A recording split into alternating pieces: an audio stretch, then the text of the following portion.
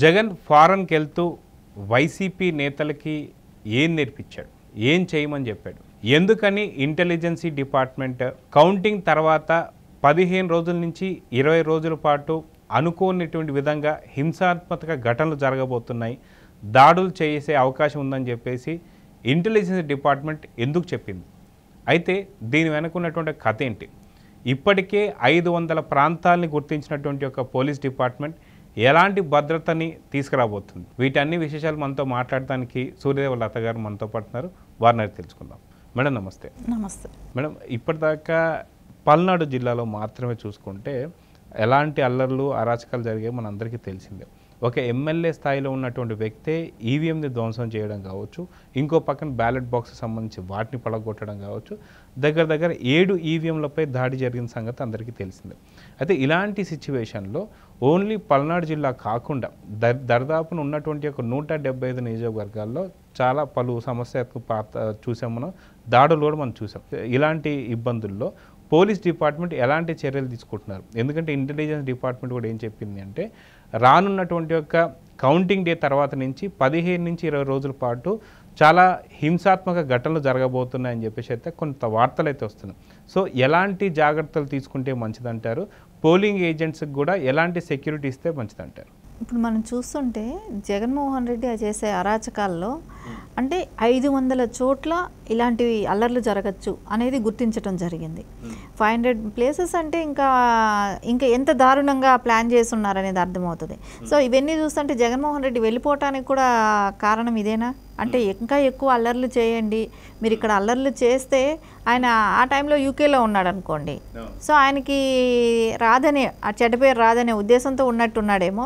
ఖచ్చితంగా అలాంటి ప్లాన్లు చేశాడు. చేసిన దాన్ని విఫలమయ్యేటట్టు ఈసీ కొంచెం గట్టిగా నిర్ణయాలు తీసుకోవటమే కానివ్వండి, బెటాలియన్ అంతా కూడా రప్పించడమే కానివ్వండి, ఇప్పుడు 500 ప్లేసులకి అనేది గుర్తించడం జరిగింది.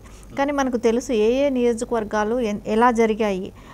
బాంబ్స్ వేసుకోవటమే కానివ్వండి, వేట కొడవళ్ళే కానివ్వండి, కర్రలే కానివ్వండి, రాళ్లతో దాడే కానివ్వండి, ఇవన్నీ చూసాం. ఇప్పుడు చంద్రగిరి చిత్తూరు జిల్లా కాడ నుంచి శ్రీకాకుళం వరకు జరిగేటట్టు ప్రిపేర్ చేసి పెట్టాడు. రేపు పొద్దున ఎవరైనా బూత్లో ఏజెంట్లుగా వెళ్ళి కూర్చోవాలంటే కౌంటింగ్ ఏజెంట్కి సో ఎవరికైనా భయపడేటట్టే చేశాడు కదా రేపు పొద్దున. ఎందుకంటే మనం పోలింగ్ బూత్లో కూర్చున్న వాళ్ళని చూసాం, వాళ్ళ ఫ్యామిలీస్ని మళ్ళా బ్లాక్మెయిల్ చేయటం, ఇంట్లో వీడియో రికార్డ్ చేసి వాళ్ళని ఎవరైతే పోలింగ్ బూత్లో కూర్చున్న వాళ్ళని బయట రప్పించడం జరిగింది, తెలుగుదేశం కార్యకర్తల్ని. అంటే రేపు పొద్దున ఏజెంట్లని అంటే రేపు కౌంటింగ్ ఏజెంట్లు అక్కడ కూర్చున్న వాళ్ళని కూడా ఎలాంటి ప్రభావం చేసే అవకాశం ఉంటుంది. వాళ్ళ ఫ్యామిలీలకి ఫస్ట్ సెక్యూరిటీ కల్పించాల్సిన అవసరం అయితే ఇక్కడ కనపడుతోంది. ఎవరైతే ఏజెంట్గా కూర్చుంటారో వాళ్ళ ఫ్యామిలీకి అయితే ఫస్ట్ సెక్యూరిటీ డిపార్ట్మెంట్ తరపు నుంచి కావాలి. లేకుండా ఉంటే అది ఎక్స్పెషల్లీ తెలుగుదేశం వాళ్ళకి కావాలి. ఎందుకంటే తెలుగుదేశం వాళ్ళనే ఇబ్బంది పెడుతున్నారు, ఎవరు వైసీపీ వాళ్ళని ఇబ్బంది పెట్టారనేది ఎక్కడా కూడా లేదు. అది వాంటెడ్లీ కావాలని వాళ్ళు అక్కడి నుంచి బయట తప్పించడానికి చేస్తున్నారు. కాబట్టి ఫస్ట్ వాళ్ళ ఫ్యామిలీస్ కన్నీ కూడా సెక్యూరిటీ అనేది కల్పించాలి. ఏ ప్లేస్లో అయితే ఇలా గొడవలు జరుగుతాయి అని చెప్పిన చోటే కానివ్వండి, ఇలాంటి చోట ఎక్కువ నిఘా పెట్టాల్సిన అవసరం ఉంది. ముందస్తు చర్యగా ఎవరైతే ఇలాంటి అల్లర్లు చేస్తారో అలాంటి వాళ్ళందరినీ కూడా హౌస్ అరెస్ట్లే కానివ్వండి, కస్టడీకి తీసుకోవటం అయితే కంపల్సరీ చేయాల్సిన అవసరం ఉంది. కానీ హౌస్ అరెస్ట్ చేసినా కూడా వాళ్ళు ఉంటారా అని అంటే ఉండరు. ఎందుకంటే మనం ఒక ఉదాహరణ పిన్నెల్లి గారే, ఆయన ఒక ఎమ్మెల్యే స్థాయి వ్యక్తే లేరు. అలాంటప్పుడు వీళ్ళు ఉంటారా అని అంటాం అది కూడా కష్టమే. ఎందుకంటే వీళ్ళందరినీ కూడా ఆ రోజుకి వరకు అరెస్ట్ చేయటం కరెక్ట్. అరెస్ట్ చేస్తే సో మిగతా వాళ్ళు సజావుగా అంటే ఎలక్షన్ టైంకి రిజల్ట్స్ వచ్చే వరకు అయితే అందరూ భరోసాగా కూడా ఉండగలరు. ఎవరైతే ఆ ఏజెంట్లు కాడ వెళ్ళి కూర్చుంటారో అలాంటి వాళ్ళ ఫ్యామిలీకి కూడా ఒక సెక్యూరిటీ ఉంటుంది. ఇలాంటి వాళ్ళందరినీ ఆ రోజు పొద్దున 6 నుంచి సాయంత్రం 8-10 వరకైనా సరే, అంటే ఇది కంప్లీట్ అయ్యే వరకు, ప్రాసెస్ కంప్లీట్ అయ్యే వరకు అయితే కస్టడీలో తీసుకుంటే అందరికీ కూడా అంటే తెలుగుదేశం క్యాడర్కి ఎక్స్పెషల్లీ, ఎందుకంటే వీళ్ళు చేసే దుర్మార్గాలు వాళ్ళు చేయరు. ఎందుకంటే ఎక్కువ నష్టపోయింది తెలుగుదేశం క్యాడర్ ఇక్కడ. ఈ గత 5 ఏళ్లుగా చూస్తే కూడా వాళ్ళ మీద జరిగిన దాడులే కానివ్వండి, గొడ్డలతో నరకటం కానివ్వండి, మీరు జై జగన్ అంటే వదిలేస్తామని చెప్పినా కూడా వాళ్ళు జై తెలుగుదేశం అని చెప్పి ప్రాణాలు వదిలిన వాళ్ళు కూడా ఉన్నారు. అలాంటి వ్యక్తులందరినీ కూడా ఏ రకంగా ఇబ్బంది పెట్టింది జగన్మోహన్ రెడ్డి ప్రభుత్వం. సో వాంటెడ్లీ వాళ్ళ కార్యకర్తలే కానివ్వండి, వాళ్ళ నాయకులే కానివ్వండి, అలాంటివి చేసినా కూడా ఎంకరేజ్ చేసింది వైసీపీ గవర్నమెంట్ ఇది వరకు కూడా. సో ఇప్పుడు ఈ 4వ తారీఖు అయితే సురక్షితంగా ప్రజలకే కానివ్వండి, కార్యకర్తలకే కానివ్వండి, నాయకులకే కానివ్వండి ఎలాంటి ఇబ్బంది లేకుండా ఉండాలి అని అంటే సెంట్రల్ ఫోర్స్ తీసుకునే ఇది ఖచ్చితంగా తీసుకోవాలి. వాళ్ళని అరెస్ట్ చేయాల్సింది ఉంటుంది. మనం చూసాం చెవిరెడ్డి భాస్కర్ రెడ్డి చేసిన దుర్మార్గం కూడా చూసాం. ఆ పరిధిలో ఉండకూడదు. యాక్చువల్లీ అయితే ఆ పరిధిలో ఎవరు ఉండకూడదు. ఆ పులివర్తి నాని గారి మీద ఎలా దాడి జరిగింది? సో ఆ కారుకి సీసీ కెమెరాలు ఉండబట్టి వాళ్ళు ఎవరనేది కనిపెట్టగలిగారు. కానీ అది లేకుండా ఉంటే ఎవరైనా కూడా చెప్పినా నమ్మరు కదా. సో వీళ్ళు కావాలని నిన్న చూసుకుంటే చెవిరెడ్డి భాస్కర్ రెడ్డి కూడా ఒక మాట మాట్లాడాడు. ఈ జరిగిన దాడి గురించి సిట్ దర్యాప్తులో మాట్లాడుతున్న మాట ఏంటంటే, మేము ఓన్లీ కారు పైన మాత్రమే దాడి జరిగింది కానీ పులివర్తి నాని పైన మేము ఎటువంటి అటాక్ చేయలేదు అని చెప్పేసి అంటున్నాం. మరి తగినటువంటి గాయాలు ఎక్కడి నుంచి తగిలాయని చెప్పేసి అనుకోవచ్చు. వాళ్ళు ఇప్పటికీ దొరికిన తర్వాత ఇంత అబద్ధాలు. ఎందుకంటే పిన్నెల్లి రామకృష్ణారెడ్డి కూడా ఆయన ఏమంటున్నాడంటే, అక్కడ బయట టీడీపీకి సంబంధించినటువంటి ఓటర్స్ అందరూ కూడా వచ్చేసి వైసీపీ వాళ్ళు ఓటు ఎన్నికలు చేస్తున్నారు కాబట్టి నేను వచ్చి ఆ పని చేశానని చెప్పాను. అంటే దొరికిన తర్వాత కూడా వాళ్ళ నిందల్ని ఇంకా కప్పిపుచ్చుకునేటువంటి ఒక పరిస్థితిలో వైసీపీ వాళ్ళు ఉన్నారంటే దీన్ని ఎలా చూడాలంటారు?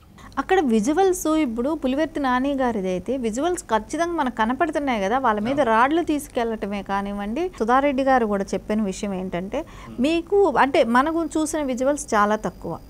సో సిట్ అధికారులకి ఇంకా చాలా రికార్డ్స్ కూడా అందజేయటం జరిగింది. అవన్నీ కూడా వాళ్ళు తీసుకువెళ్ళటం జరిగిందని అన్నారు.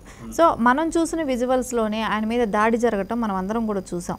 అంటే వాళ్ళ గన్మెన్ల మీద జరగటమే కానివ్వండి.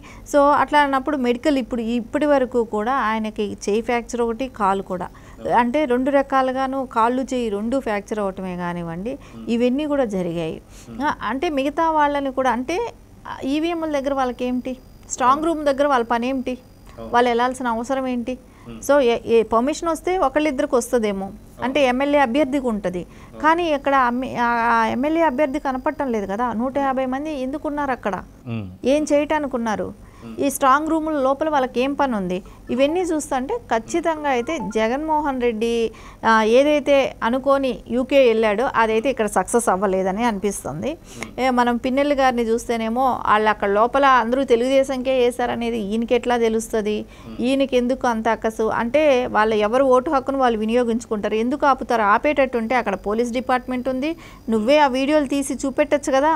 సో ఇవాళ రేపు సోషల్ మీడియాలో ఈజీగా నువ్వు బయట వీడియోలు తీయచ్చు కదా. అలాంటిదే జరుగుంటే వాళ్ళు అలా చేసేవాళ్ళు. కానీ అక్కడ అలాంటిది ఏం జరగలే. ఎవరు స్వచ్ఛందంగా వాళ్ళు వెళ్ళి వాళ్ళు ఓటు హక్కు వినియోగించుకుంటున్నారు. ఆయన బాధ ఏంటంటే ఇక్కడ ఎక్కువ మంది తెలుగుదేశంకి ఓటేసే అవకాశాలు కనపడుతున్నాయి అనే ఒక అక్కసుతో ఆయన వెళ్ళి అక్కడ వివిప్యాట్లు పగలగొట్టడం జరిగింది. సో వీటికన్నిటికీ చూస్తుంటే 4వ తారీఖు వరకే కాదండి, ఈ రిజల్ట్స్ వచ్చిన తర్వాత కూడా ఇంకో 20 days వరకు కూడా మనకు అక్కడ రక్షణ అనేది ఇంపార్టెంట్.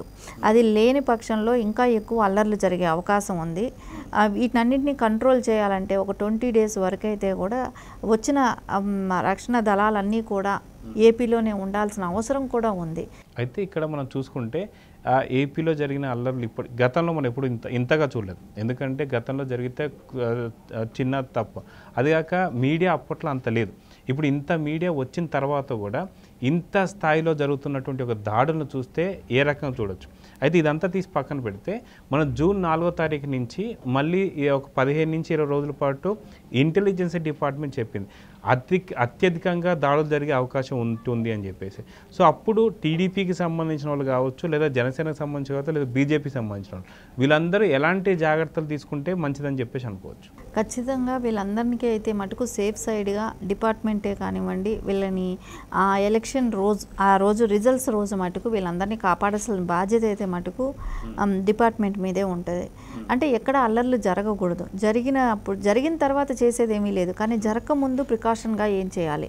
సో అంటే వీళ్ళ కుటుంబాలకే కానివ్వండి, ఆ రోజు ఎవరైతే ఏజెంట్లు కాడ వెళ్ళి లోపల కూర్చుంటారో వాళ్ళ కుటుంబాలకి ఒక సెక్యూరిటీ కల్పించటమే కానివ్వండి, అక్కడ ఎక్కువ జనాలు పోగు కానివ్వకుండా వైసీపీ మూకల్నే కానివ్వండి ఎవరైనా సరే, సో ఎక్కువ అంటే ఆ ప్లేస్లో ఎంతవరకు ఉండటానికి అవకాశాలు ఉన్నాయి, అంతవరకు ఉంచాలి. అంతకు మించి ఉంచడం కూడా తప్పు. అది కూడా కాకుండా అక్కడ సరౌండింగ్స్ కూడా ఎవరి దగ్గర ఆయుధాలు ఉండకుండా కానివ్వండి, వాళ్ళ మీద సెక్యూరిటీ అంటే వాళ్ళని తనిఖీ చేయటమే కానివ్వండి, వెహికల్స్ అన్నీ కూడా తనిఖీ చేయటమే కానివ్వండి, ఇవన్నీ చేస్తే కానీ అంటే ముందు 2 days ముందు నుంచే ఈ ప్రాసెస్ అంటే టౌన్లో కానివ్వండి, సిటీల్లో కానివ్వండి, ఎక్కడ అనుమానం వచ్చిన చోటంతా కూడా తనిఖీలు చేయటమే కానివ్వండి, వెహికల్స్ అన్నీ కూడా తనిఖీలు చేయటమే కానివ్వండి, ఇవన్నీ కూడా చేయాలి.